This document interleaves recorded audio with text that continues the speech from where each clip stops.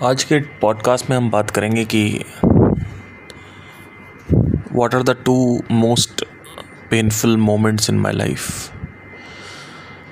और पिछले कुछ दिनों से काफ़ी इंटेलेक्चुअली बातें चल रही हैं और आई थिंक आप लोग डिज़र्व करते हैं कि कुछ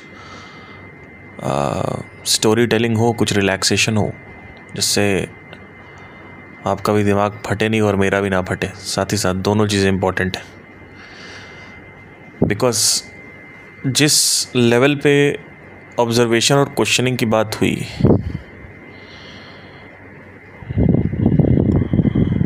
वो एलियन इंटेलिजेंस का लेवल है। एक एक चीज़ को ब्रेक डाउन करके समझाने के लिए या तो आप लोग मेरे सामने मौजूद हों तो आपको समझाया जाए, अगर आप समझ भी लो उसको तो भी वो इतना ज़्यादा एडवांस लेसन है कि उसको कितना भी मैं अच्छे एग्जाम्पल से समझा लूँ, कहीं ना कहीं कुछ ना कुछ एक बात रह जाएगी। और कभी बर्डन अगर आपका हटा है, तब आपकी सफरिंग का या आपके जिस तरीके से आप सोचते हैं, तो ये ऑब्जर्वेशन को लेके इतना डीप जा सकते हो आप। मेरे हिसाब से बिगनर्स को ऑब्जर्वेशन को लेके इतना डीप नहीं जाना चाहिए। मतलब जा सकते हो आप, आपकी चॉइस है, बट अगर नहीं भी जा रहे हो तो यहीं तक सही है कि आप अपने मन को ऑब्जर्व करें, अपने विचारों को ऑब्जर्व करें, राइट। इससे ज़्यादा और ये ऑब्जर्व करें कि कंडीशनिंग से कैसे आपके जीवन की जो वर्ल्ड व्यू है वो चेंज होता है, जो दृष्टि है वो चेंज होती है। और यही पूरा का पूरा कृष्णमूर्ति का सार था कि how your decision making, your judgement, your world vision, आपकी जो दृष्टि है, अंतर्दृष्टि, दुनिया को देखने की, दुनिया को स्पर्श करने की, वो हमारे बिलीफ सिस्टम्स, हमारे कंडीशनिंग से बहुत ज़्यादा इन्फ्लुएंस होती है। और कभी इसके लिए एक कहानी आपको सुनाऊंगा, लेकिन आज की जो दो कहानियां मैं बताऊंगा आपको, जो दो कहानियां काफ़ी ज़्यादा दर्दनाक थी मेरे जीवन की।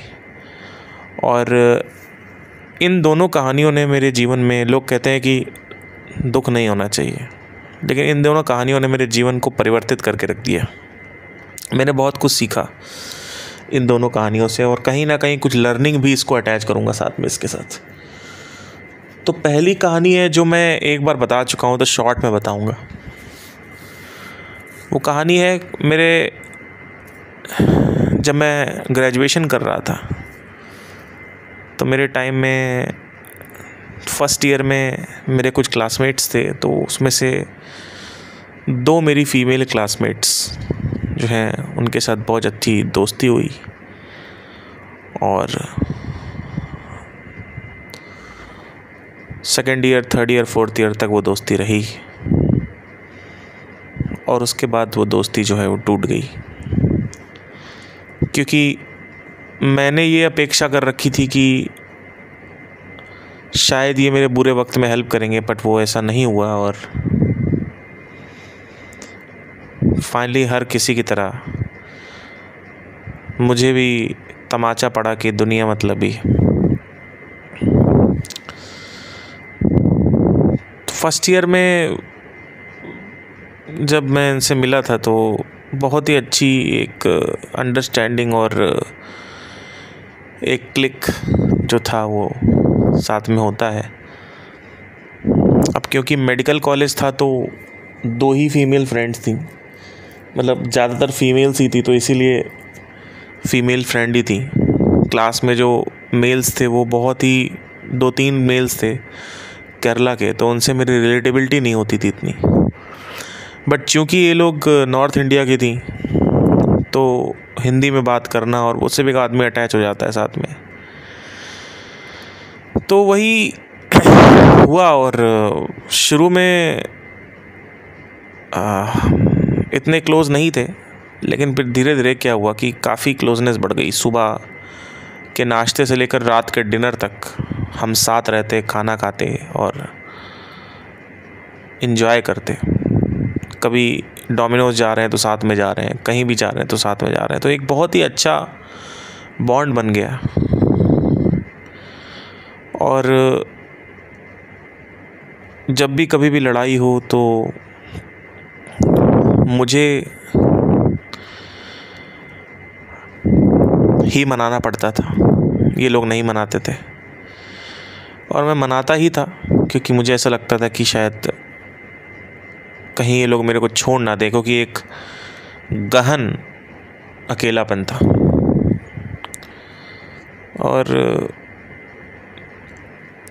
मुझे नहीं पता था कि 4th ईयर में क्या होने वाला है, क्योंकि अगर मुझे पता होता कि कॉलेज के एंड तक क्या होने वाला है तो मैं कभी ज़िंदगी में इनसे दोस्ती नहीं करता। और वही हुआ फिर जो सबके साथ होता है, अपना अपना मतलब निकाला और चलते बसे। तो एक काफ़ी लंबी कहानी हो जाएगी, मैं इसको ज़्यादा बताऊंगा नहीं, बट इतना मोटा मोटा समझने की ज़रूरत है कि मैंने दोस्ती इससे ज़्यादा कभी किसी से नहीं करी थी। I was totally involve from all my senses, all my energies, everything was involved in these two people. But these two people betrayed me like anything. They never valued me. I never actually felt also कि initially they like साथ में जब रहते हैं तब तो एक होता ही है कि वैल्यू कर रहे हैं और ऑल। मुझे नहीं पता था कि जब कॉलेज का एंड आएगा तो ऐसा हो जाएगा। I was not expecting that thing, and out of the blue just it blew off and everything ended, and it had to be ended because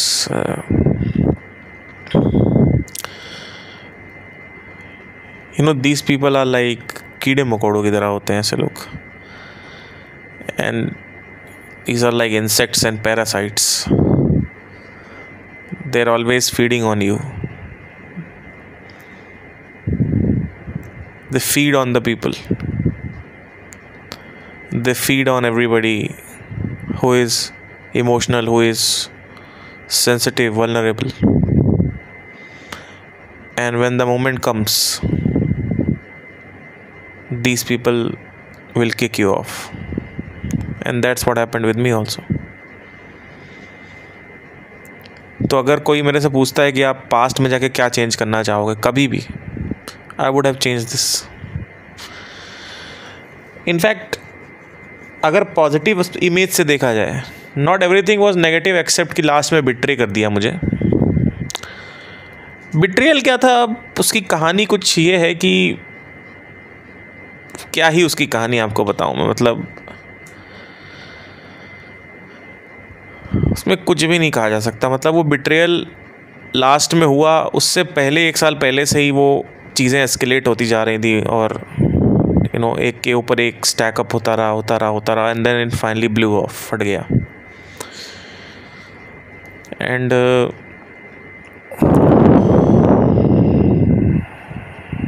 I just wanted to tell you all that कि if somebody is giving you emotional attention, if somebody is there for you in your bad times, if somebody is there for you with your like whenever you are low or whenever you need somebody, if somebody is there for you, don't leave that person. That is the most important thing I'll tell you. Because if you leave that person, चाहे वो कोई भी हो, चाहे आपका कोई boyfriend हो, चाहे फ्रेंड हो, चाहे भाई हो, चाहे बहन हो, चाहे कज़िन हो, कोई भी हो, do not leave that person. Because ऐसे लोग बहुत कम हैं इस दुनिया में। आपको पता नहीं है क्योंकि आपने दुनिया अभी अभी चालू करी। हम भी उस समय थे 22-23 साल 24 साल की ज़िंदगी चालू करी थी। हमें क्या पता दुनिया में क्या आने वाला है, राइट। एंड कहीं ना कहीं एक मिसोजिनिस्टिक बिहेवियर हो गया मेरा, क्योंकि जिस तरीके से संसार में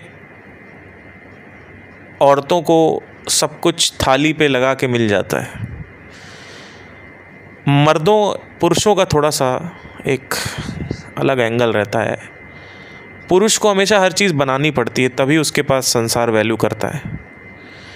भाई औरतों का सीन क्या है, अब तो अभी भी वो बदला नहीं है, बट स्त्रियों का सीन ये है कि, औरतों का सीन ये है कि भाई कुछ नहीं किया तो शादी हो जाएगी। और आजकल तो सभी लड़कियां सुंदर होती हैं, तो अच्छे घर में शादी होती है। हमारे साथ सीन क्या है कि हमने अगर कुछ नहीं किया तो हमारे घर वाले ही बात ना करें को हमसे। हमारे रिश्तेदारों में कोई बाहर ऊपर निकल गया तो घर वाले चिल्लाते हैं। तो दोस्त हमारे पास है नहीं। तो मर्द जात जो है, जो पुरुष जात है, वो शुरू से उसके ऊपर प्रेशर ज़्यादा रहता है। और प्रकृति ने उनको ऐसा दे रखा है, बिकॉज पुरुष जात को करना कुछ नहीं है, बच्चा पैदा करना है, छोड़ देना है। औरतों के पास एक जिम्मेदारी आ जाती है, बच्चे को पैदा करो, फिर संभालो, फिर it's more of a like she's more bounded. Even if she wants to leave the home, she can't leave the home, at least for 2 years, right? So balance out अगर आप देखोगे तो I don't know whether it is balanced out between these two people, but plus minus सबके होते हैं। मैं ऐसा नहीं कहता हूँ कि प्लस माइनस नहीं होते हैं, औरतों के प्लस माइनस नहीं है या मर्दों के प्लस माइनस नहीं है, मैं ये नहीं कह रहा हूँ। I am just telling that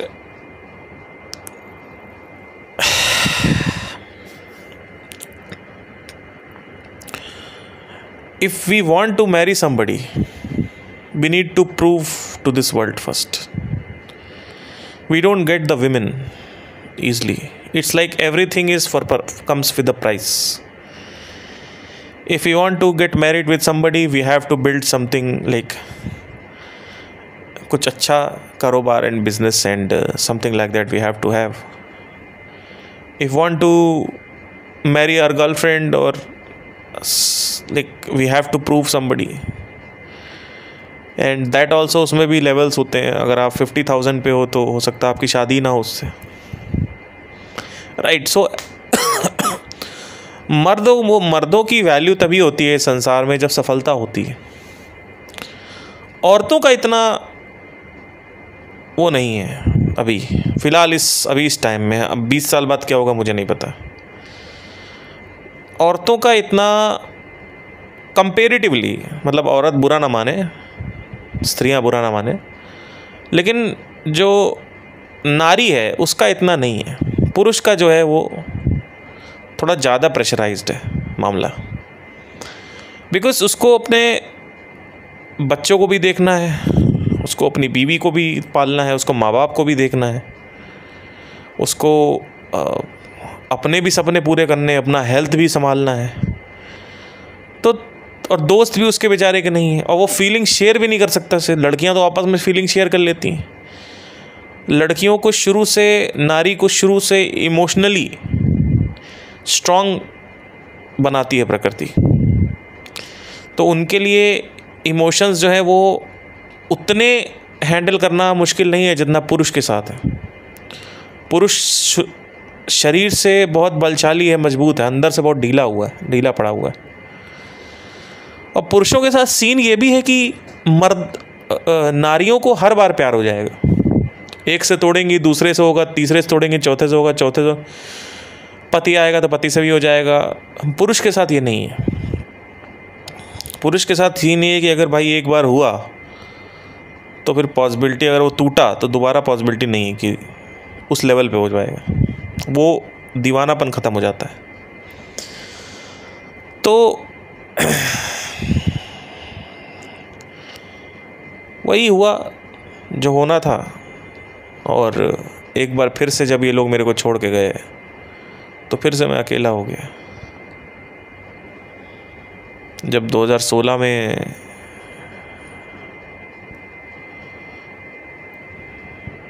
चौदह 2014 में मैं कॉलेज में था, तो कॉलेज का पहला दिन था। बहुत मुझे डर लग रहा था। I was like shivering or something. Like I always had this loneliness and this deep excruciating pain inside me which I can't express at that time. And suddenly यहाँ पे दो लोग आते हैं और we bonded, they understand me. सबको मतलब इतनी गहरी दोस्ती हो गई थी हमारी तीनों की आपस में कि सबको ये पता था कि पार्थ को क्या पसंद है, उसको पता था उसको क्या पसंद है, उसको पता है उसको क्या पसंद है. Everybody was like absolute. मतलब कोई आप समझ लीजिए कि बस इतना दायरा था कि हमारा वो पुरुष, मैं पुरुष था, वो स्त्रियां थी. बस इतना दायरा था. बाकी जो भी दायरे थे वो ख़त्म हो गए. सिर्फ एक जेंडर का जो वॉल होती है वो थी बस. क्योंकि वो अगर टूट जाएगी तो फिर तो पति पत्नी हो गए. तो वैसा नहीं था. इसको उस डायरेक्शन में मत लें, क्योंकि कई लोग, आप लोग शायद सोचेंगे कि दो लड़कियों के साथ दोस्ती थी तो ये सब था. ऐसा कुछ नहीं है. ऑल्दो एक के साथ मेरा था, बट मैं उसको भी यहाँ पे नहीं लाना चाहूँगा, because that will go into another context all together.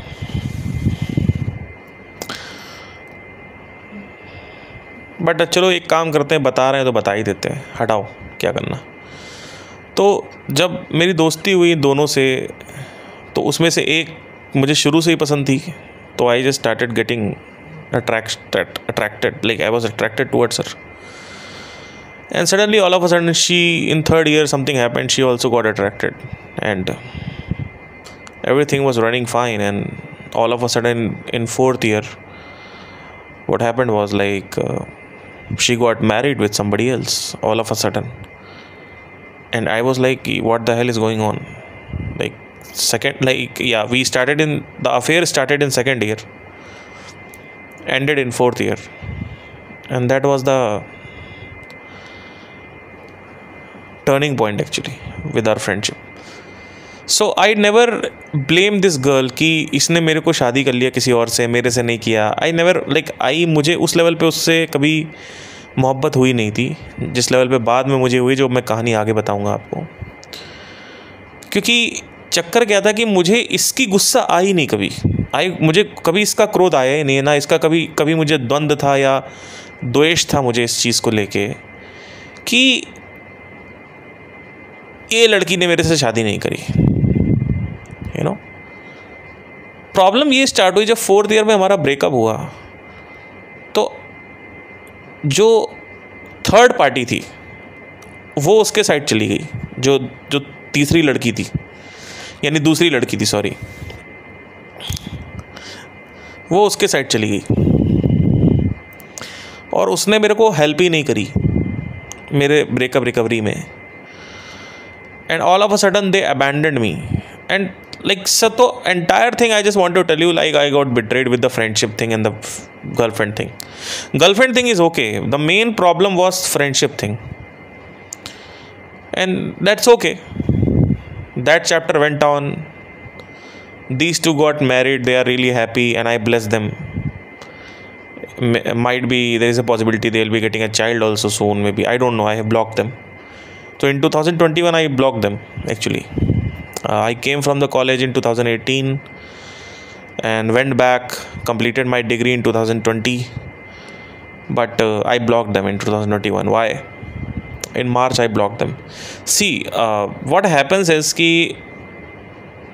I am a very very very direct person. पर ये मेरे अंदर जो पर्सनैलिटी ट्रेट चेंज आया है वो 2020 के बाद आया, क्योंकि मुझे क्लैरिटी नहीं मिल रही थी, एक स्पष्टता नहीं मिल रही थी, एक अंदाज़ा नहीं मिल रहा था कि मैं क्या करूं. यू नो, मैं ऐसी सिचुएशंस में मुझे क्या करना चाहिए. आप लोगों को तो मैं मिल चुका हूं, तो आप ईमेल पे क्वेश्चन पूछ लेते हो, तो मैं आपको पॉडकास्ट पे सारी चीज़ें मिल चुकी हैं आपको, राइट. तो मुझे ये नहीं पता था कि मैं कैसे बिहेव करना चाहिए ऐसी सिचुएशंस में कि कोई आपको बुरा कर जाए तो क्या करना चाहिए. तो वही हुआ मेरे साथ कि मैं इनको अनब्लॉक रखा और स्टेटस वो डाल रहे हैं, वो देख रहे हैं, मैं स्टेटस डाल रहा हूँ, वो देख रहे हैं. मेरी कोई अचीवमेंट है तो कॉन्ग्रेचुलेशन आ गया. और मतलब इट वाज लाइक कि उनके लिए इट्स लाइक कि हमने तो कुछ किया ही नहीं है तुम्हारे साथ, everything is fine with us, let's stay friendship for ever, है ना. इंस्टाग्राम पे जब कॉलेज में अपलोड करते थे नीचे लिखते थे बेस्ट फ्रेंड। मैंने कहा यार ये बेस्ट फ्रेंड लिख तो रहे हो लेकिन हो नहीं तुम बेस्ट फ्रेंड, काम तुमने सारे दुश्मनों वाले किए। जब ज़रूरत पड़ी तो पार्थ पिज़्ज़ा ले आओ, पार्थ मंचूरियन ले आओ, पार्थ लाइब्रेरी के ज़ेरॉक्स ले आओ, पार्थ ये ले आओ, पार्थ वो ले आओ, पार्थ जा रहे हैं इधर घूमने, पार्थ वहाँ चलना है, पार्थ यहाँ चलना है, पार्थ पार्थ पार्थ। उसके बाद जब पार्थ को ज़रूरत पड़ी तो कोई नहीं, 0 बटा सन्नाटा, ख़त्म, टाटा बाय बाय, गया। मुझे ज़रूरत ही नहीं पड़ी। मुझे तो चौथे साल ज़रूरत पड़ी जब मेरे उसमें से एक लड़की से मेरा अफेयर था, वो ख़त्म हो गया तो मुझे ज़रूरत पड़ी, लेकिन नहीं हुआ भाई, कोई दिक्कत की बात नहीं। तो बहुत यूज़ किया, it like a use and throw pen. मुझे गुस्सा उसी बात का है, मैंने कहा कि मुझे यूज़ करो, मुझे तुम 12 बजे रात में कॉल करो, मैं तुम्हारे हॉस्टल के सामने खड़ा हो जाऊंगा बाइक लेके, मुझे उसमें कोई दिक्कत नहीं है। तुम मुझे बताओ कहाँ जाना है, मैं तुम्हारे लिए ओला बुक कर रहा हूँ, मैं तुम्हारे लिए टैक्सी बुक कर रहा हूँ, तुम मेरे साथ घूमने चल रहे हो, मैं तुम्हारी सेफ्टी के लिए ले चल रहा हूँ, तुमको सब कुछ करा रहा हूँ, मैं हैंडल कर रहा हूँ, मैं सबसे बात कर रहा हूँ। I will do anything for you. That was a problem, that was not what I it was okay with me कि I will do something for you and you it's okay like. So I thought कि ये सब मैं कर रहा हूँ and it's because मैं कर रहा हूँ क्योंकि शायद वो समझ रहे हैं या सोच रहे हैं या वो जानते हैं कि पार्थ अच्छा है मेरा फ्रेंड, लेकिन पार्थ को क्या पता था कि क्या होने वाला है। एंड देन जब मेरा वक्त आया वापस मांगने का, तो मेरे जो एहसान थे इनके ऊपर वो 1 लाख थे, 1 लाख एहसान होंगे, और इनके एहसान मेरे पास 0 थे। या चलो 10 होंगे, 12 होंगे जो बीच बीच में हो जाते हैं, लेकिन जब सही समय आया, परीक्षा का समय आया, तब तो कोई नहीं था। फिर वही अकेले हो गए, फिर वही कमरों की तन्हाइयाँ, फिर कोई कॉल करने के लिए नहीं है, फिर माँ बाप बिज़ी हैं, फिर कोई गर्लफ्रेंड नहीं है, गर्लफ्रेंड है या जो है वो भी चली गई, फिर कोई रिलेटिव नहीं है। इनफैक्ट मेरा कज़िन है, उसका अफेयर चल रहा था, उसको कॉल करता था, मैं वेटिंग पे जा रहा होता था, वेटिंग पे मैं रहता था कि कब वो लोग बात करें 1 घंटे बाद, उसके बाद मैं दोबारा कॉल करता था, फिर वो मेरे से बात करता था, ये जानते हुए कि मेरा बुरा वक्त चल रहा है।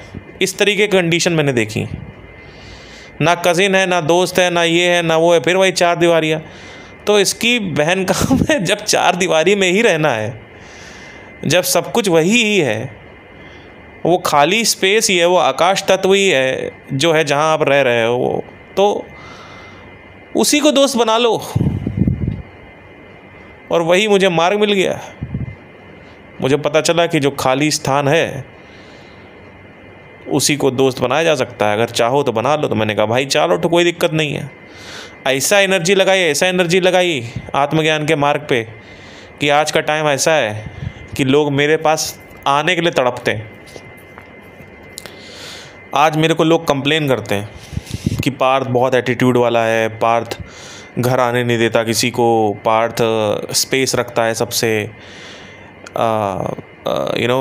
There is this guy, I came to know him from YouTube actually, and he always wanted to be my friend, wanted to visit me and behave like a friend. I said that's gone, not a problem, it's gone right now, because I know your औकात, I know your entire nature. I know कि अभी तुम मेरा use करोगे, जब मुझे ज़रूरत पड़ेगी तो तुम्हारी फट के 4 हो जाएगी। I know that. Having said that, अगर मुझे ऐसा कोई पर्सन मिलता भी है जो बहुत ही अच्छा है, दोस्ती करने वाला भी है, तो भी I don't need you right now ना। जब मुझे ज़रूरत पड़ी थी तो मेरे पास वो मेरे दोस्त चले गए मेरे को छोड़ के। और आज का टाइम है जब मुझे किसी की ज़रूरत नहीं, तो तुम क्यों आ रहे हो मेरे पास। इनफैक्ट एक आपको इंटरेस्टिंग चीज़ बताता हूँ, जब आपको किसी चीज़ की ज़रूरत नहीं होती है तब आपके पास वो चीज़ ज़्यादा होती है। आज मेरे पास लाइन लगी रहती है कि भाई हमसे दोस्ती कर लो, हमसे ये कर लो, वो कर लो। नहीं है, कहाँ से, कुछ नहीं है। दोस्ती तो फिर भी बिल्कुल ज़ीरो, बिल्कुल दोस्ती मतलब क्या, आप समझ लीजिए कि मेरे जो एग्जिस्टिंग बचपन के दोस्त थे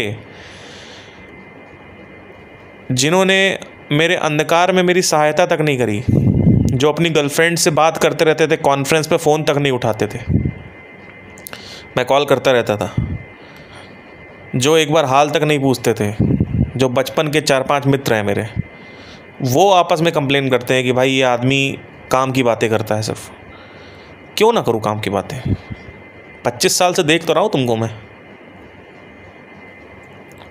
तो मेरा सिंपल सा हिसाब किताब है, आप मेरी ज़िंदगी से पूरी तरीके से कंट्रोल ऑल डिलीट मार दिए जाएंगे अगर आपने मेरे साथ कुछ उल्टा सीधा किया। और 2020 तक यही हुआ मेरे साथ कि 20 तक मुझे पता ही नहीं था कि कैसे बिहेव करना है ऐसे लोगों के साथ जो, अब जैसे मैंने कॉल किया, मेरे दोस्त ने, मेरा भाई जो है वो अपनी गर्लफ्रेंड से बात कर रहा है, उसको पता है कि मेरा ब्रेकअप हो रखा है, उसको पता है कि मेरी सिचुएशन ख़राब है, लेकिन वो अपनी गर्लफ्रेंड से पहले बात करेगा, 1 घंटे बाद मेरे को मिलाएगा। अब ऐसे लोगों को मैं क्या करता था, मैं माफ़ कर देता था कि चलो कोई बात नहीं, राइट। एंड वही हुआ 2020 में। जो मेरी 2 फ्रेंड्स थी कॉलेज की, इनको मैंने ब्लॉक करके, इन्हें अनब्लॉक करके रखा हुआ था, मतलब अपना स्टेटस डाल रहे हैं अपना बड़ा, उनको लगता है कुछ हमने किया ही नहीं है। वो आराम से बैठती हैं, अपने बच्चे पैदा कर रहे हैं, सब लोग अपना घूम रहे हैं, कोई दिक्कत की बात नहीं। और मैं तो ब्लेस करता हूँ सबको कि भाई बिल्कुल बढ़िया, मतलब मैं तो बिल्कुल सबको ब्लेस करता हूँ कि तुम लोग खुशी रहो, क्योंकि वो ज़्यादा इम्पोर्टेंट है तुम्हारे लिए। मेरे दिल के सबसे गहराइयों में बिल्कुल ये ऐसा नहीं है कि मैं किसी का बुरा चाहता हूँ, लेकिन आप ये सोच कैसे सकते हो कि सब कुछ सही ही चल रहा है, आपने सब कुछ किया नहीं, आपने पाप नहीं किया है, ये सब तो ऐसा ही होता रहता है, हमने क्या ही कर दिया। ऐसा होता है, लड़कियां ऐसा सोचती हैं, कुछ कर देती हैं बड़ा कुछ लड़कों के साथ, और उसके बाद उनको लगता है कि कुछ नहीं किया हमने। हम मान ही नहीं रही हैं, वो अंदर से उन्होंने एक अलग ही फॉर्मेट क्रिएट कर रखा है अपने माइंड में। लड़के के लिए वो ज़िंदगी और मौत का सवाल हो गया, लड़की कहती है हमने तो कुछ किया ही नहीं, बात ही तो नहीं कर रहे, तो क्या हो गया। तो इस तरीके के बिहेवियर मैंने, आचरण मैंने फॉलो करे, ऑब्ज़र्व किए। तो 2020 के बाद जब मेरे अंदर क्लैरिटी आई, अपने आप क्लैरिटी मेरे अंदर आती जा रही थी, जब लर्निंग क्योंकि बढ़ती जा रही थी, मैं कंटिन्यूस लर्निंग मोड पे था।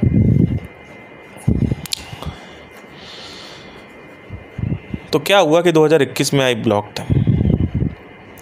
Blocked everybody who has done very serious things with me. And same goes with this second situation which I am going to talk about. This is about the first situation which was really painful for my life. In my life सबसे ज़्यादा painful चीज़ ये पहली चीज़ रही। अब दूसरी चीज़ जो सबसे ज़्यादा पेनफुल रही है, इससे भी ज़्यादा पेनफुल रही थी, वो मैं बता देता हूँ, फिर आपको हो सकता है इसको सुन के कुछ आपको हेल्प मिले, आप सिचुएशन में अगर हो तो when I came from the college, completed the college in between, not completed actually, left out the college and came in Delhi. So 4th year I failed and मेरे टीचर्स ने बोला कि अभी आप घर चले जाइए, अब जब एग्ज़ाम होगा तो बुलाएंगे। तो आई डिसाइडेड कि मुझे ये करना ही नहीं है, एंड डिग्री विग्री छोड़ के मैं दिल्ली आ गया 2019 में। And suddenly this girl came in my life. She was from some other city. I was in Delhi. And she came in my life and she told me कि I wanted to learn singing from you and all that. तो मैंने कहा ठीक है, I'll teach you singing like so. ऐसे बात होती गई तो मैंने कहा तो लड़की अच्छी है, देखने में भी सुंदर थी काफ़ी. And all of a sudden what happened, I started talking to her in 3-4 days. And उसको भी कहीं ना कहीं हिंट लग गया होगा कि भाई लड़का इंटरेस्टेड है. तो हमारी ऐसी बातें बढ़ती गई, होती गई. एंड सडनली एक महीने बाद मैंने उससे बोला कि मैं तुमसे मिलने आ रहा हूँ, ये वो. एंड मैं मिलने गया एंड वापस आया and our affair started. Everything was going fine. Then second visit हमारी हुई उनके शहर में. And I met her mother, कि मदर को मिलवाया उन्हें कि शादी वादी करने के लिए पार्थ के साथ. व्हाट विल डू इज़ कि मम्मी से मिलवा देती हूँ तुम्हें, ठीक है मम्मी से मिलवा दो, कोई बात नहीं। मम्मी से मिला, फादर उसके थे नहीं, ख़त्म हो गए थे पहले ही। तो मम्मी से मिला, आंटी से बताया, आंटी बहुत अच्छी लगी मुझे, like everything was fine, going smoothly. मैं वापस आ गया, फिर मैं मिलने गया उससे, फिर अपना घूमे घामे, फिर वापस आ गया। तो ऐसे करीबन हमारा 8-9 महीने रिलेशनशिप चला। फिर एक दिन क्या हुआ कि ऑल ऑफ अ सडन उसके जो बिहेवियर है ना चेंज होने लगे थोड़े थोड़े। तो मैंने ऑब्जर्व करना स्टार्ट किया, मैंने कहा ये क्या हो रहा है, मतलब what is happening, like she started changing personality towards me. Like ऐसा लग रहा था मैं किसी और से बात कर रहा हूँ। एंड मुझे लगा कि उसके लाइफ में कोई स्ट्रेस है, क्योंकि इसके भाई का कुछ क्रेडिट कार्ड का पेमेंट फंसा हुआ था। तो इसने क्या कहा कि मुझसे कहा कि तुम मुझे कुछ पैसे दे दो, मुझे बहुत ज़रूरत है। तो मैंने पैसे वैसे भैया ट्रांसफ़र कर दिए, कुछ 20-22 हज़ार रुपये मांग लिए एक साथ उसने, मैंने दे दिया। मैंने कहा कोई बात नहीं, ले लो। एंड जैसे जैसे दिन बीतते जा रहे हैं उसकी पर्सनैलिटी और ऐसी होती जा रही है कि जैसे मैं जानता ही नहीं हूँ उसको। तो मुझे लगा बहुत ज़्यादा स्ट्रेस हो गया है, इससे मैं मिलने जाता हूँ और इसके शहर जाता हूँ, और वहीं पे शहर पे उतर के इसको सरप्राइज़ भी दे दूँगा, मिल भी लूँगा, राइट।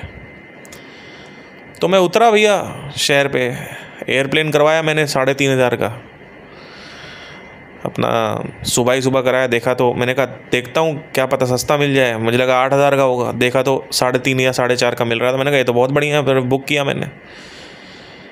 एंड मैं महाराष्ट्र लैंड किया उसके शहर में।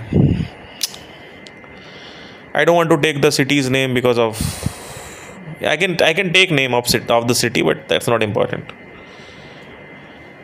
इट्स सो यही हुआ। एंड मैं उतरा एंड मैंने होटल बुक किया। मैंने कहा 3 दिन के लिए आप होटल दे दीजिए मुझे, 3 दिन के लिए होटल बुक हो गया, ठीक है। स्कूटी बुक करी, ठीक है, स्कूटी आ गई डोर पे, पहले ही बात हो गई थी, अपना आ गए थे। स्कूटी का दे दिया मैंने 1,500 रुपये एडवांस, होटल का दे दिया मैंने 4,000 रुपये एडवांस, ठीक है भाई, कोई दिक्कत की बात नहीं है। तो मैंने कहा सरप्राइज़ देता हूँ। अब ये एक ऐसी लड़की थी, यहाँ तक कि इस लड़की के साथ मेरा क्या कनेक्शन था, मैं कहता हूँ ना आपको ड्रीम गर्ल ढूंढनी पड़ेगी आपको पता करने के लिए। तो ये समझ लो ड्रीम गर्ल थी मेरी उस पॉइंट पर तक वो मेरी ड्रीम गर्ल थी। मतलब उससे ज़्यादा, उससे पहले किसी लड़की से मेरे को किसी से इतना अटैचमेंट नहीं हुआ था।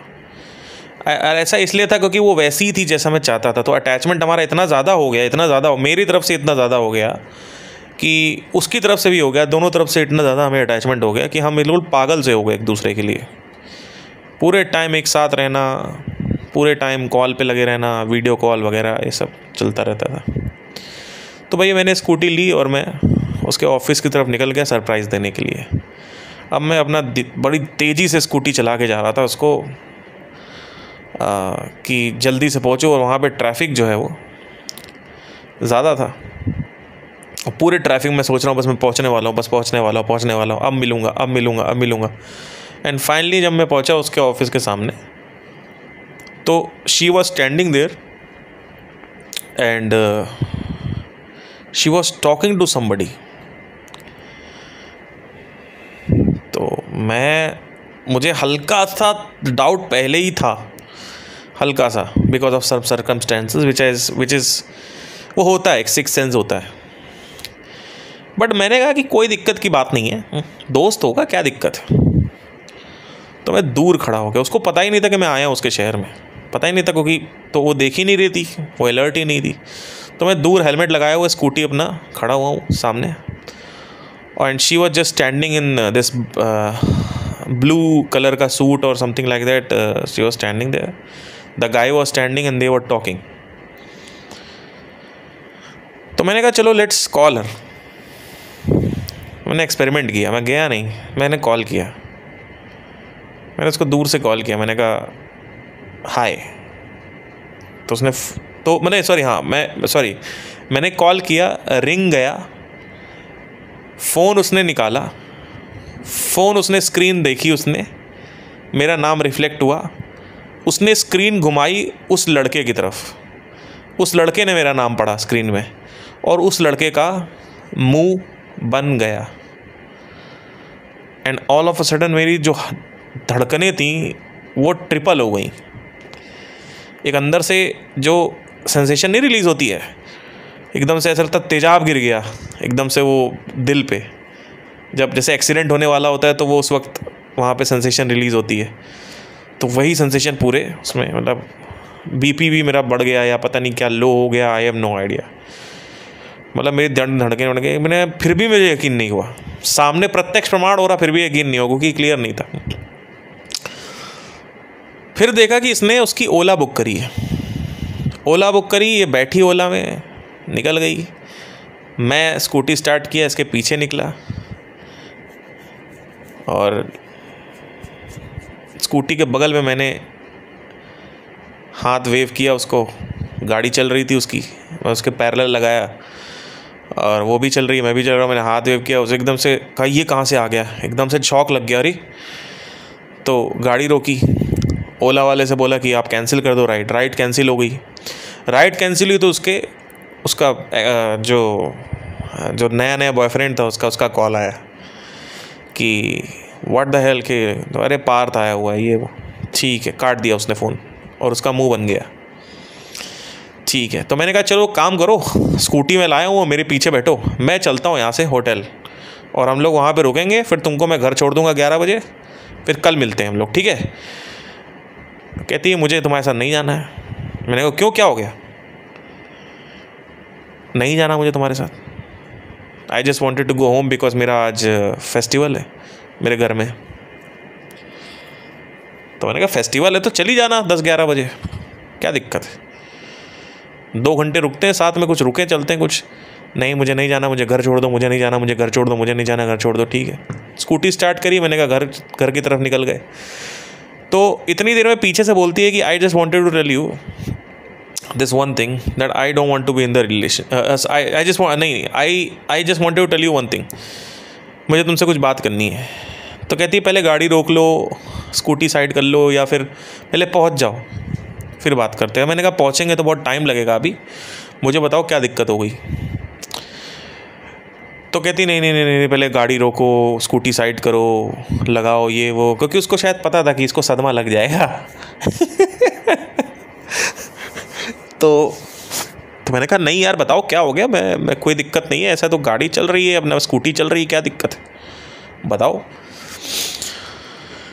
तो फिर कहती है कि मुझे रिलेशनशिप में नहीं रहना है। तो मैंने कहा क्या हो गया, रिलेशनशिप में क्यों नहीं रहना? तो मैं एक काम करो, 1-1.5 हफ्ते का टाइम ले लो, 10 दिन का। मैंने सोचा कि बोलूँ उससे। कहती मुझे टाइम वाइम नहीं चाहिए, मुझे नहीं रहना है। तो मैंने कहा तुम्हारा इसके साथ अफेयर चल रहा है क्या? सीधा बोला मैंने is there affair going on, affair चल रहा है तुम्हारा इसके साथ? कहती पागल हो क्या, ये सब काम मैं नहीं करती हूँ और तुम्हें पता है मैं कितनी लॉयल हूँ ये वो। एंड सडनली फिर उसका घर आ गया ऐसे बात करते करते, और मैंने उतरी घर से। फिर मैंने कहा कि यार तुमने मेरे साथ ये कर दिया, मुझे कभी भरोसा नहीं था कि तुम ऐसा करोगे मेरे साथ, क्योंकि मुझे शौक लग गया। जैसे उसने बोला कि ऐसा कुछ भी नहीं है, मुझे पता चल गया था कि वही उसी लड़के के साथ चल रहा है। और मैंने कहा कि तुम मेरे साथ ऐसा कर सकते हो, मैंने कुछ सोचा नहीं था। आई वॉज इतना मैं शौक में था कि मुझे समझ ही नहीं आ रहा था मुझे बात क्या करनी उससे, मुझे समझ ही नहीं आ रहा कि बात क्या करूं, मेरा हाथ पैर कांप रहे थे। छोड़ा उसको, मैं निकला। कब मैं होटल पहुंचा, अपने होटल पहुंचा, मैं लिफ्ट का बटन दबाया, अब बटन ही ना दबे, हाथ मेरे कांप रहे थे तेज़ी से। पीछे वो कहता है सर क्या हो गया? मैंने कुछ हुआ नहीं है, मैं आ रहा हूँ बस। आ गया, मैंने कहा बाहर निकला। मैं सिगरेट पी नहीं थी कभी, मतलब पी थी बहुत पहले पी थी मैंने सिगरेट। मैंने कहा सिगरेट लाओ, गोल्ड फ्लेक। हाथ काँप रहा है इतना भयंकर मेरा, सिगरेट लाइए। सिगरेट लिया मैंने और मेरे हाथ काँप रहे हैं। मुझे याद है बड़ी गोल्ड ली थी मैंने, और मैंने सिगरेट लगाई मुँह में।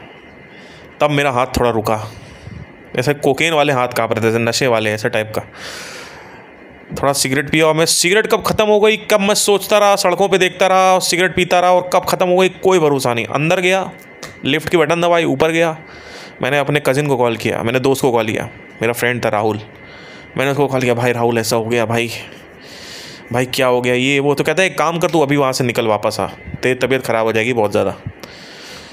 तो इतने में मैंने उसकी फ्रेंड को कॉल किया कंफर्म करने के लिए। मैंने कहा ये बताओ, ये दोनों ब्रेक साथ में लेते हैं या ये पहले ब्रेक लेती, वो ब्रेक ले, क्योंकि वो ऑफिस का ही लड़का था साथ में उसके। तो बोलते हैं हमेशा ये लोग साथ में ब्रेक लेते हैं। तो मैंने कहा वाह, मैं वहाँ से क्लियर हो गया, मतलब 100% क्लियर हो गया कि इनका चल रहा है। मैंने रखा फ़ोन, नीचे आया, दोबारा सिगरेट लिया, फिर ऊपर गया, फिर सिगरेट ख़त्म हो गई, फिर नीचे आया, फिर सिगरेट लिया, 3 सिगरेट हो गई, फिर ऊपर गया, फिर मैंने कहा मैं निकल रहा हूँ। मैंने एयर फ्लाइट करी अपनी बुक, देखा 1:30 बजे की रात की फ़्लाइट है। मैंने होटल वाले को पूरा पेमेंट किया, स्कूटी वाले को बोल दिया मेरे घर में डेथ हो गई है, मैं जा रहा हूँ, स्कूटी यहीं खड़ी है, उसको भी पेमेंट किया बाकी का रिमेनिंग। बाहर निकला, सिगरेट ख़त्म, पैसे ही नहीं है, सारे पैसे पेटीएम में पड़े हुए, मतलब बैंक में, कैश है ही नहीं। अब सिगरेट कहाँ से लें, हाथ काँप रहा मेरा इतना भयंकर। सिगरेट लेने के मैंने कहा भैया सिगरेट दे। तो एक बगल में एक आदमी आता है, पहली बार ज़िंदगी में ऐसा हुआ मेरे साथ। कहता क्या हो गया, आपको सिगरेट चाहिए क्या? मैंने कहा हाँ सिगरेट चाहिए, लेकिन मेरे पास कैश नहीं, मैं आपको पेटीएम कर दूंगा, आप मेरे को कर दी। अरे ले लीजिए आप। उसने निकाला 15 रुपये, कैश दे दिया उसको। पहली बार ज़िंदगी मेरी शक्ल देख के, अरे बाप रे बाप। एंड मैं आया, ओला में बैठा, मैंने कहा चलिए एयरपोर्ट। तो ओला वाले से पूछा भैया मैं यहाँ पे सिगरेट पी लूँ, कोई दिक्कत की तो बात नहीं है कार के अंदर? तो कहते हैं हाँ कोई दिक्कत की बात नहीं, आप पी लीजिए, कोई ऐसे कोई। तो फिर से एक नया शॉकर, मतलब कभी ओला वाला अलाउ नहीं करता, लेकिन पता नहीं क्या हुआ उस दिन।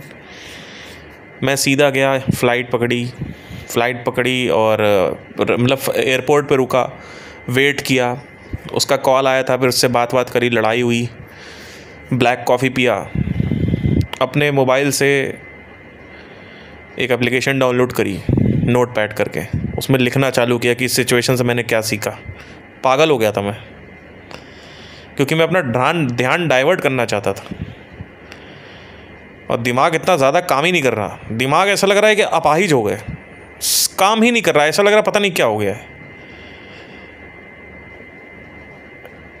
और ना रोना आए, ना हंसना आए, ना गुस्सा आए, पता नहीं कैसे एक स्टेट ऑफ शॉक था, बहुत बुरी तरीके से स्टेट ऑफ शॉक था। दिल्ली लैंड किया, एयरपोर्ट से सिगरेट ली, 7वीं सिगरेट थी वो, 6ठी सिगरेट। वापस आया अपने घर पे, सुबह 5 बजे पहुंचा, लेटा, आधे घंटे लेटा हूँगा, सो ही नहीं पाया मैं। सुबह 7 बजे उसको कॉल किया, उसने फ़ोन उठाया, कहती मुझे तुमसे कोई बात नहीं करनी है एंड सब कुछ ख़त्म हो चुका है, प्लीज़ मुझे कॉल मत करना। कॉल रखा, ब्लॉक किया मेरे को, क्योंकि मैं बार बार मिला रहा था उसको। अब मेरा इतना ज़्यादा दिमाग ख़राब हुआ कि मैं सोच रहा हूँ कि भाई मैं क्या करूँ। तो मेरे दोस्त जो दूसरे रूम में सो रहे थे, वो लोग उठते थे 9 बजे और बज रहा था 7। एक मेरा फ्रेंड था राहुल, वो भी वहीं सो रहा था। मैं दरवाज़ा खोला और राहुल के पास बैठा मैं, मेरा फ्रेंड, उसको पकड़ के भाई मैंने कहा राहुल भाई ऐसा ये वो हो गया। ऐसे करते करते वो उठा के, क्या हो गया तुम आ गए वापस, ये वो। मैंने कहा भाई ऐसा कर दिया उसने, वैसा कर दिया। और मैं जोर के फूट के रोने लगा उसके सामने, फूट के रो रहा हूँ। उसने मेरे को गले लगाया, कह रहा क्यों कर रही भाई ऐसा, वो पागल हो गई है क्या? तब तक मेरा दूसरा जो दोस्त था वो उठा, कहता क्या हो गया? कहता कॉल लगा उसको। कॉल लगाया, उसको ब्लॉक कर दिया उसने।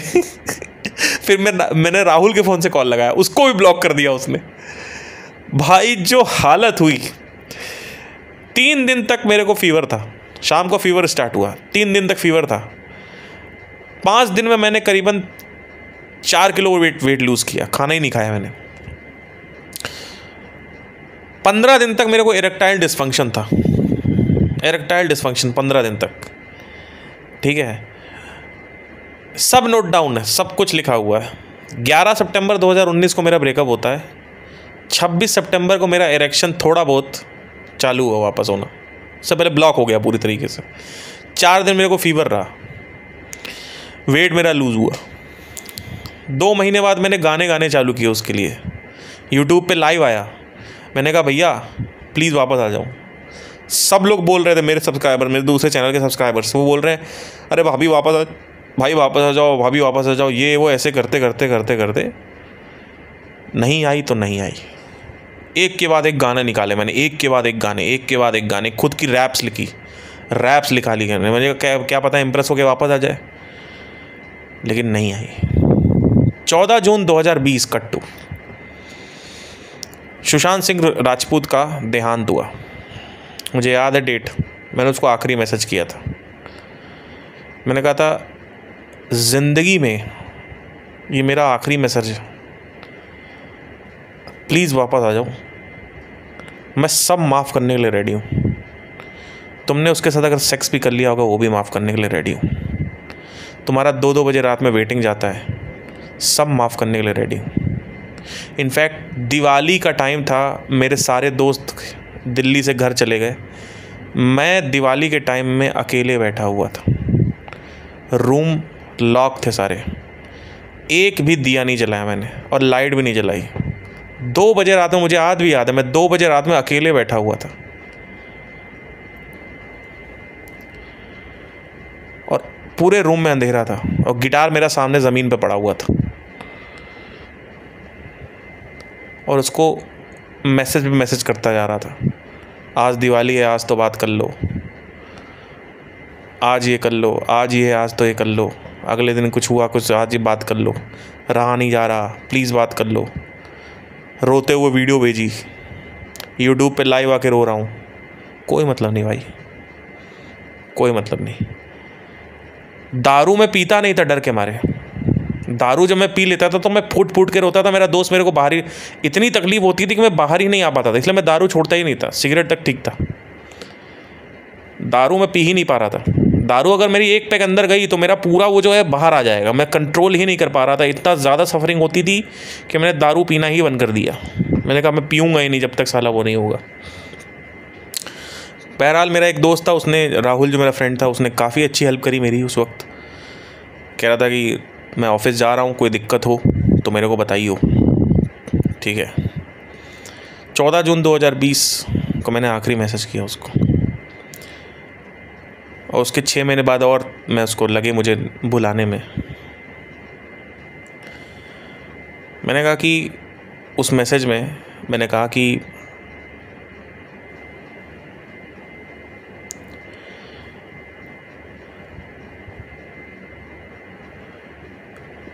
ये मेरा आखिरी मैसेज है,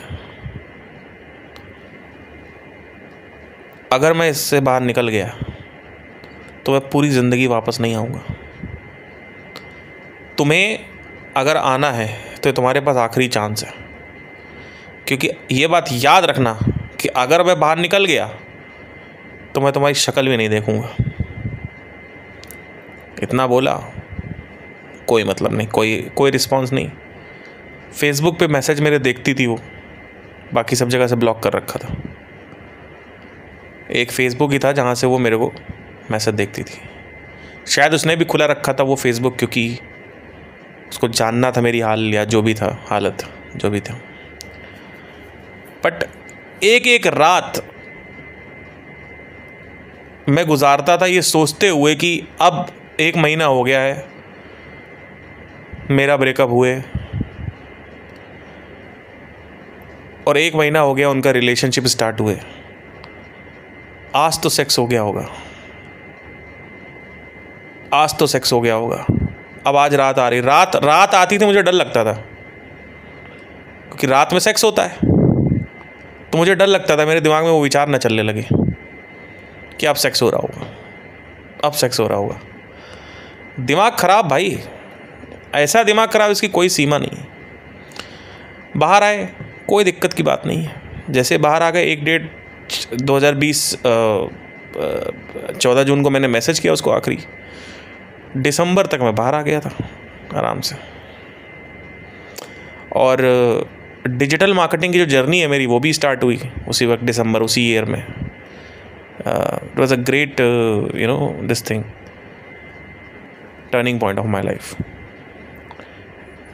कट टू 1 साल बाद उसने व्हाट्सएप पे मेरे को हर जगह से अनब्लॉक कर दिया, ठीक 1 साल बाद, 1-1.5 साल बाद, 2021 में। और इंस्टाग्राम पे आके मुझे उसने लाइक्स देना चालू किया जिससे मैं आके उसको रिप्लाई करूं। उसने खुद मेरे को कभी सॉरी नहीं बोला, उसने खुद मेरे को कभी मैसेज नहीं किया, डीएम नहीं किया कि भाई मेरी गलतियां थी मुझे माफ़ कर दो। उसने अपने हिंट्स वापस चालू किए कि मैं लाइक कर रही हूँ तुम्हारी फ़ोटोज़, आके तो वापस आना चाहो तो आ सकते हो, या कुछ भी बात करना है तो कर सकते हो। 2-1.5 साल तक उसने मेरे को ब्लॉक रखा, आज 4 साल हो रखे हैं उसको मैंने ब्लॉक कर रखा है। और ये लिखवा लो मेरे से, ब्लॉक खुलेगा नहीं किसी का भी। इस पूरे के पूरे सिचुएशन में आपको क्या सीखना है वो समझ लीजिए। जैसी करनी वैसी भरनी। मतलब क्या, इस संसार में जो व्यक्ति आपके साथ खराब कर रहा है तो 1 बार करने दो, 2 बार करने दो, 3 बार करने दो, चौथी बार रिवोल्ट करो। क्योंकि अगर तुमने रिवोल्ट नहीं किया तो तुम्हारा दिमाग जो है वो ख़राब हो जाएगा, और बहुत बुरी तरीके से ख़राब होगा। क्योंकि जितना ज़्यादा आप इस दुनिया में झुकोगे उतना ही दुनिया आपको झुकाएगी। तो आपकी गर्लफ्रेंड को आपने अगर ब्लॉक नहीं किया है और उसने आपको दुख दिया है और आप कहते हो अरे क्या फ़र्क पड़ता, खुला रहने दो, वो आपका स्टेटस देख रही है, आप उसका स्टेटस देख रहे हो, आप कहोगे कि उसको ब्लॉक करने से उसको कुछ फील नहीं होगा। लेकिन आप ब्लॉक करो अपनी तरफ से, आप ब्लॉक करो हर तरफ से। वो क्या साली आपको ब्लॉक करेगी, आप उसको ब्लॉक करिए। आप कहोगे उससे उसको क्या फ़र्क पड़ेगा, हाँ नहीं फ़र्क पड़ेगा, कोई फ़र्क नहीं पड़ेगा। फ़र्क पड़ाने के लिए थोड़ी ब्लॉक कर रहे हैं हम, तो अपना एजेंडा क्लियर कर रहे हैं, हम तो अपना पोजीशनिंग दिखा रहे हैं ना, हम कहाँ पे हैं। हम तो ये दिखा रहे हैं ना कि अब आज देखो 5 साल हो गए, मतलब 21 में मैंने ब्लॉक किया सबको, आज करीबन 21, 22, 23, 24 ख़त्म होने वाला है, तो 4 साल हो गए ऑलमोस्ट। ठीक है, 4 साल से कोई व्यक्ति ब्लॉक है, एक बार भी अगर उसके विचार भी आ जाए मन में कि भाई ब्लॉक कर दिया यार भाई साहब, और क्या पूरी ज़िंदगी ब्लॉक रहेगा क्या? हाँ पूरी ज़िंदगी ब्लॉक रहेगा। तुमको लड़ाई करनी है तो लड़ाई करो, द्वंद्व करोगी मेरे साथ तो द्वंद्व करो। हाँ, मेरे ब्लॉक करने से तुम्हारी ज़िंदगी में कोई फ़र्क नहीं पड़ता है, मुझे पता है, और ना ही तुम्हारे अनब्लॉक करने से मेरी ज़िंदगी में कोई फ़र्क पड़ता है या ब्लॉक करने से। पर मेरे स्टेटस, मेरा डिस्टर्बेंस नहीं जाना चाहिए वहाँ पे, मेरी निजी ज़िंदगी वहाँ क्यों जाएगी, right? So it's all about revolting. People don't revolt, it's not always about adjusting, it's about revolting. You need to revolt. आपको लड़ाई करनी है भाई, आपको बोलना है कि भाई अब हो गया, 4 बार अत्याचार हो गया, अब नहीं सह पाऊँगा मैं, बहुत हो गया तुम्हारा, राइट? तो इस तरीके की चीज़ें जो है ना, अगर आप जितना ज़्यादा आप क्लियर करोगे, मैं छोटी से छोटी चीज़ में भी करता हूँ ये चीज़। अब जैसे मैंने किसी को अपना कुछ कैमरा दिया 3-4 बार, और 5वीं बार अगर मैंने कुछ मांगा उसने नहीं दिया तो मैं कुछ बोलूँगा नहीं, I will not do anything. मैं अगली बार से कैमरा देना बंद कर दूँगा। क्लियर हो गया? मेरा एक कज़िन है, उसने कॉन्फ्रेंस, जो मैंने बताया कॉन्फ्रेंस पे कॉल नहीं उठाता था, जब उसका ब्रेकअप हुआ तो मेरे कमरे में आके आश्वासन लेना चाहता था कि मेरे को पैम्पर करो, कंसोल करो। मैंने पैम्पर ही नहीं किया, जबकि जो उसने किया था वो 2018 में किया था मेरे साथ। 2024 में जब इसका ब्रेकअप हुआ मेरे फ्रेंड का, तो आप हालत देख लो, ऐसी ख़राब थी उसकी, मैंने वो आश्वासन दिया ही नहीं।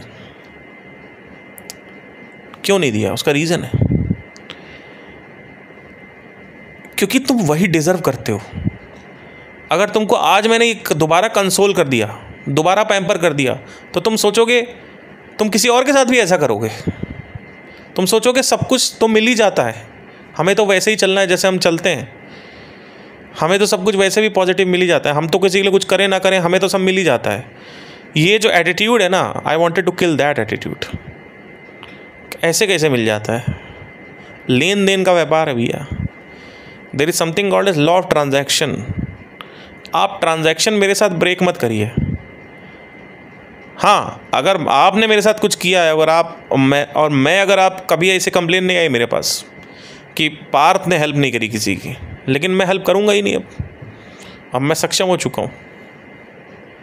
अब वो सिचुएशन ही मैंने ख़त्म कर दी। मैंने ये पूरा का पूरा समाज ही ख़त्म कर दिया अपने अंदर से। ये जो डिज़ायर है, ये जो डिपेंडेंट होने की नीड है लोगों पे, यही ख़त्म हो चुकी है। सबसे बड़ा जो परम मित्र है वो आपका मन है, और परम शत्रु जो है सबसे बड़ा, वो भी मन है आपका। जिसने मन को जीत लिया उसने संसार को जीत लिया। तो जिसने मन को जीत लिया वो 4 कमरे में रहे, चाहे पहाड़ों में बैठा रहे, कोई फर्क नहीं पड़ेगा। तो ये सब चीज़ों ने मुझे पुश किया और ज़्यादा अंडरस्टैंड करने के लिए, समझने के लिए स्पिरिचुअलिटी को। क्योंकि जब किसी का कोई नहीं होता तो उसका भगवान होता है। भगवान तब तक नहीं आता जब तक आप संसार में आश्रित हो। जब आप संसार को छोड़ोगे, आपको संसार में तो कुछ है ही नहीं, तब भगवान आता है बीच में। तब कहता है अच्छा हमारे पास आओ, हम बताते हैं। और एक बार भगवान जिसको मिल गया, फिर ये सब छोटी मोटी चीज़ें उसके लिए कोई फ़र्क नहीं पड़ता उसको।